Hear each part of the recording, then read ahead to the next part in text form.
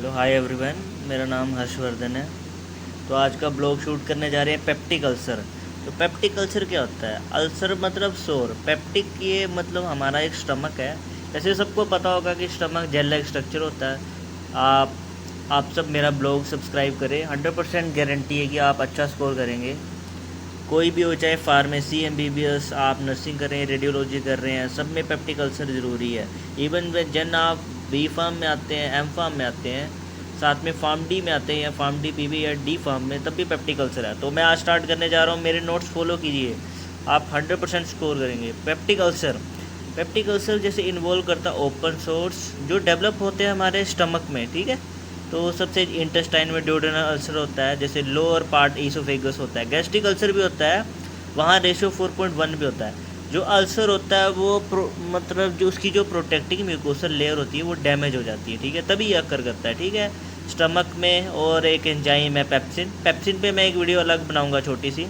अब पैथोफिजियोलॉजी देख लेते हैं। जैसे गैस्ट्रिक और ड्यूडेनम म्यूकोसा होता है, ये मतलब मिस्कुलरिस म्यूकोसा के थ्रू होता है। जो स्टमक और ड्यूडेनम की लाइंस है वो मतलब म्यूकस से प्रोटेक्टेड है और बाइकोरल और फैसिलेट होती है प्रोस्टाग्लैंडिन पे भी एक वीडियो बनाऊंगा मैं। प्रोस्टाग्लैंडिन होता है, साथ में अल्सर जो फॉर्म होता है उसमें इम्बैलेंस होता है। रसेट होता है, जैसे नो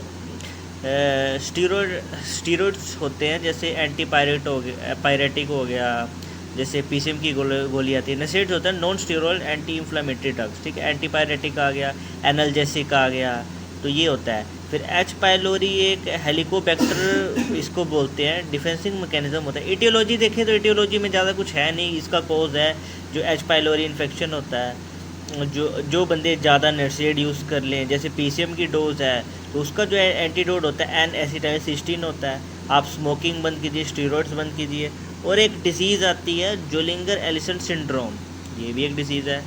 साथ में आप एपिडेमियोलॉजी देखते हैं। एपिडेमियोलॉजी मतलब कि ये कितने जब से आई है आज तक कितने साल में कितने बंदों को ज़्यादा अफेक्ट करी है, इंडिया या अब्रॉड में कितना है। तो एपिडेमियोलॉजी देखें तो peptic ulcer common world wide सबको होती है।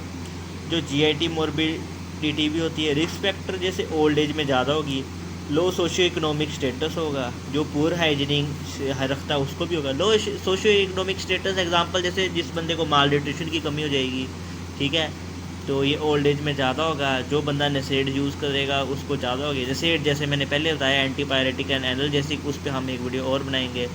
साइन और सिम्टम्स की बात करें तो बर्निंग हो गया, ग्रोइंग पेन हो गया अपर एब्डोमेन में, नोजिया वॉमिटिंग ब्लोटिंग हो गया, loss of appetite, weight loss, pain हो गया।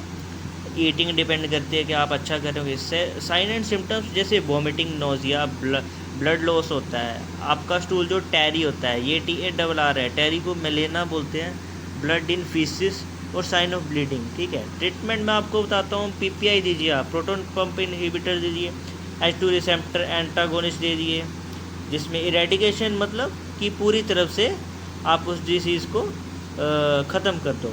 इरेडिकेशन और एलिमिनेशन में फ़र्क ये होता है, जैसे इरेडिकेशन जो पूरी तरफ से ख़त्म होगी हो, जैसे इरेडिकेशन हमारा पोलियो है, और एलिमिनेशन ये है कि वो मतलब डिसीज़ तो ख़त्म हो गई है बट वो उस इन्वायरमेंट में है। जैसे कोविड एलिमिनेट नहीं हुआ है, तो कोविड के जो ट्रेसिस है सबको पता है कि कोविड ख़त्म तो हो गया है बट वो उसके इन्वायरमेंट में उसके जब किसी को हो तो स्नीजिंग या ड्रॉपलेट से वो उसके जो तत्व होते हैं किसी में एंटर कर सकते हैं, ठीक है।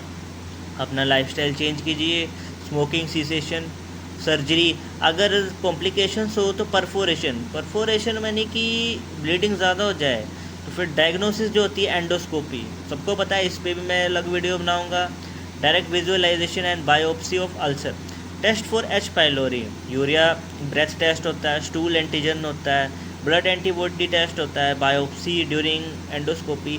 ये जो मैं आपको बता रहा हूँ सिर्फ एग्ज़ाम में पास होने के लिए। अगर आप प्रैक्टिकल नॉलेज चाहते हैं तो इन सब पे मैं एक वीडियो बनाऊँगा। पेप्टिक अल्सर जो एवेलुएट करना है, कॉम्प्लिकेशंस होती हैं, जैसे अब मैं ड्रग डोज बताता हूँ। PPI की ओमिप्राजोल सबको पता है, प्रोटॉन पंप इनहिबिटर होता है, ये प्रिस्क्रिप्शन ड्रग होता है। ये विदाउट आप डॉक्टर के नहीं दे सकते बट इंडिया में दे देते हैं, बट अगर पकड़े जाएं तो फिर जेल भी होती है। जो लोकल डोज है वो 20 to 40 mg once daily. Eradication 20 mg आप देंगे, ड्यूरेशन 4 से 8 वीक्स होगा। सब पीपीआई का इतना ही है। लेंसोप्राजोल, इसोमीप्रेजोल ये है, ठीक है। पेंटाप्राजोल है, रेबीप्राजोल है। अब आते हैं इरेडिकेशन थेरेपी पे। PPI given twice daily in combination with antibiotics, ठीक है। एच पाइलोरी ट्रिपल थेरेपी दे देंगे, जैसे ओमिप्राजोल, एमोक्सिसिलिन 1 ग्राम दे दिया आपने, क्लेरिथोमाइसिन दे दी, ड्यूरेशन 7 से 14 दिन दी। अब इसमें एक समस्या है, जो जिसको पेंसिलिन एलर्जिक पेशेंट है उसको हम एमोक्सिसिलिन के साथ मेट्रोनिडाजोल दे देंगे, 500 mg दे देंगे।